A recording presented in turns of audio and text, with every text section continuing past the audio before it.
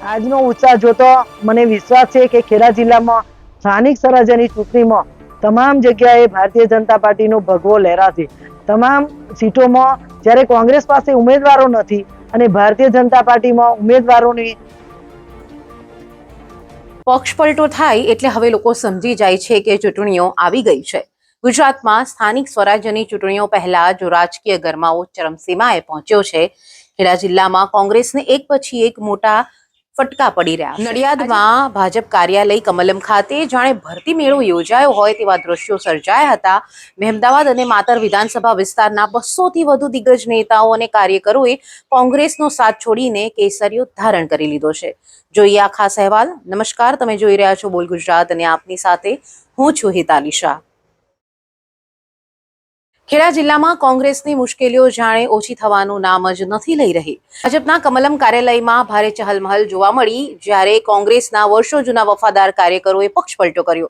આ પક્ષપલટામાં સૌથી મોટું નામ પરબતસિંહ ડાભીનું છે। મહેમદાવાદ તાલુકા કોંગ્રેસના પૂર્વ પ્રમુખ અને ક્ષત્રિય સમાજના કદ્દાવર નેતા એવા પરબતસિંહ ડાભીએ પોતાના 50 થી વધુ સમર્થકો સાથે ભાજપનો છેડો પકડ્યો છે। એટલું જ નહીં, માતર બેઠક પરથી પ્રહલાદ પરમાર અને હર્ષદ સોલંકી જેવા પાયાના નેતાઓએ પણ કોંગ્રેસ સાથે છેડો ફાડી નાખ્યો છે અને ભાજપનો કેસ ધારણ કરી લીધો છે। સૂત્રોના જણાવ્યા અનુસાર કોંગ્રેસમાં ટિકિટ વિતરણને લઈને લાંબા સમયથી આંતરિક રખો ચાલી રહ્યો હતો। સ્થાનિક નેતાઓનો આરોપ છે કે પાર્ટી જૂના અને પાયાના કાર્યકરોની અવગણના કરીને બહારના લોકોને મહત્વ આપી રહી છે। આજ આ સંતોષ જ્વાળામુખી બનીને ફાટ્યો અને ખેડા જેવો કોંગ્રેસનો મજબૂત ગઢ ગણાતો જિલ્લો હવે પત્તાના મહેલની જેમ વિખરાઈ રહ્યો હોય તેમ લાગી રહ્યું છે। ખેડા જિલ્લા ભારતીય જનતા પાર્ટી કમલમ ખાતે પાર્ટીના સ્થાપના દિવસે માતર વિધાનસભામાં સિંજીવાડા જિલ્લા પંચાયતની સીટમાંથી ભલાડા ગામના કોંગ્રેસના આગેવાનો કાર્યકર્તાઓ સાથે ખૂબ મોટી સંખ્યામાં ભારતીય જનતા પાર્ટીમાં જોડાયા છે। આજે ખૂબ પાર્ટી માટે આનંદનો દિવસ છે।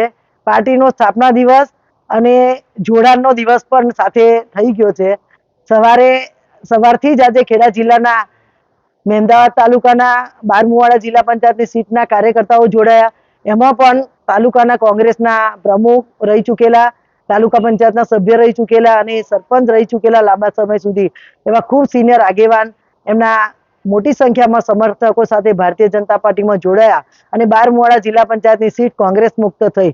એવી જ રીતે માતર વિધાનસભામાંથી સિંજીવાડા સીટમાંથી ભલાડા ગામના અને બીજા પણ સિંજીવાડા વિસ્તારમાં આવતા કોંગ્રેસના કાર્યકર્તાઓ ભારતીય જનતા પાર્ટીની વિચારધારાને સમર્થન આપીને આજે ભારતીય જનતા પાર્ટીમાં જોડાયા છે। આજે એમને અહીંયા આવકારતા હર્ષને આનંદની લાગણી અનુભવું છું। સ્થાનિક સ્વરાજ્યની ચૂંટણીમાં એક બાજુ અહીંયા સેન્સ પ્રક્રિયા ચાલતી હતી કમલમ ખાતે, ત્યારે ખેડા જિલ્લામાંથી ભારતીય જનતા પાર્ટીના ઉમેદવારી કરવા માટે કાર્યકર્તાઓનો અહીંયા રાફડો જામ્યો હતો। તમે જોયું એમ રોજના 2-2 હજાર કાર્યકર્તાઓની ભીડ અહીંયા રહી। એવી જ રીતે ખેડા જિલ્લામાંથી તમામ તાલુકાઓમાંથી કોંગ્રેસમાંથી ભારતીય જનતા પાર્ટીમાં જોડાવા માટે અનેક કાર્યકર્તાઓની યાદી અહીંયા આવી છે। સમય સંજોગોના કારણે અમે એમને જોડી શક્યા નથી। આજથી જ આ કાર્યકર્તાઓ અહીંયા જોડાવા માટે કમલમ ખાતે આવ્યા છે, ત્યારે ભારતીય જનતા પાર્ટીનું એમાં સ્વાગત કરું છું। આજનો ઉત્સાહ જોતો મને વિશ્વાસ છે કે ખેડા જિલ્લામાં સ્થાનિક સ્વરાજ્યની ચૂંટણીમાં તમામ જગ્યાએ ભારતીય જનતા પાર્ટીનો ભગવો લહેરાશે। તમામ સીટોમાં જ્યારે કોંગ્રેસ પાસે ઉમેદવારો નથી અને ભારતીય જનતા પાર્ટીમાં ઉમેદવારોની દાવેદારી કરવા માટે અહીંયા રાફડો અને ભીડ જામી હોય એવું વાતાવરણ નિર્માણ થયું હોય, ત્યારે મને વિશ્વાસ છે કે ખેડા જિલ્લામાં સ્થાનિક સ્વરાજ્યની તમામ ચૂંટણી તાલુકા પંચાયત, જિલ્લા પંચાયત, નગરપાલિકામાં ભારતીય જનતા પાર્ટીની સ્પષ્ટ બહુમતી સાથે ભગવો લહેરાશે।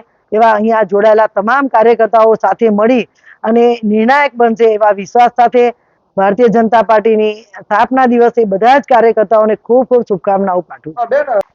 ભારતીય જનતા પાર્ટીની વિકાસની નીતિ, વિચારધારાની નીતિ અને અંત્યોદયનો વિકાસ કરવા માટેનો સંકલ્પ એ જોતા તમામ કોંગ્રેસના કાર્યકર્તાઓએ વિવિધ જગ્યાએ જવાબદારી નિભાવી છે। તેમ છતાંય આટલી મોટી વિશ્વની મોટી ભારતીય જનતા પાર્ટીના કાર્યકર્તાઓની કામ કરવાની પદ્ધતિ, વિકાસની નીતિ અને અંત્યોદયનો છેવાડાનો વ્યક્તિનો વિકાસ, આ નીતિ જોતા, આ વિચારધારા જોતા બધા જ કોંગ્રેસના આગેવાનો અને કાર્યકર્તાઓ ભારતીય જનતા પાર્ટીમાં જોડાયા છે। ચૂંટણી પહેલા સંગઠનને બચાવવું એ કોંગ્રેસ માટે હવે લોઢાના ચણા ચાવવા જેવું સાબિત થશે. હવે જોવાનું એ રહેશે કે આ પક્ષ પલટાની અસર આગામી સ્થાનિક સ્વરાજ્યની ચૂંટણીના પરિણામો પર કેટલી પડે છે. પક્ષ પલટા વિશે સાથે જ આજના અહેવાલ વિશે આપનું શું માનવું છે તે ચોક્કસથી કમેન્ટ્સ કરીને જણાવશો. સાથે જ આપણી ચેનલ બોલ ગુજરાતને લાઇક, શેર અને સબસ્ક્રાઇબ કરવાનું ભૂલશો નહીં. જો આપ ફેસબુકના માધ્યમથી અમને જોઈ રહ્યા છો તો ફેસબુક પેજને ફોલો કરવાનું ભૂલશો નહીં. અમારા જે વિડીયો છે એને લાઇક કરવાનું ભૂલશો નહીં અને આપના અભિપ્રાયો આપવાનું પણ ભૂલશો નહીં. આપ અમને ઇન્સ્ટાગ્રામના માધ્યમથી જોઈ રહ્યા છો તો પણ અમને ફોલો કરવાનું ભૂલશો નહીં અને આપના જે કિંમતી મંતવ્યો છે તે પણ અમને આપતા રહેશો અને અમારો ઉત્સાહ આમને આમ વધારતા રહેશો. આભાર.